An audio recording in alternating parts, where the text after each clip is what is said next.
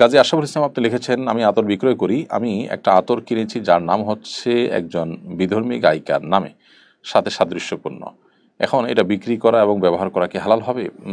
গায়িকার নামের সাথে আতরের মিল আমার মনে হয় কোনো স্প্রে হবে। যাই হোক, তো যদি তার নামের সাথে মিল থাকে এবং এর ফলশ্রুতিতে তার প্রচারের ব্যাপার স্যাপার না থাকে, তার ছবি না থাকে, হারাম অন্য কোনো কিছু না থাকে, তাহলে এটা বেচা কিনা করা মৌলিকভাবে হারাম হবে না।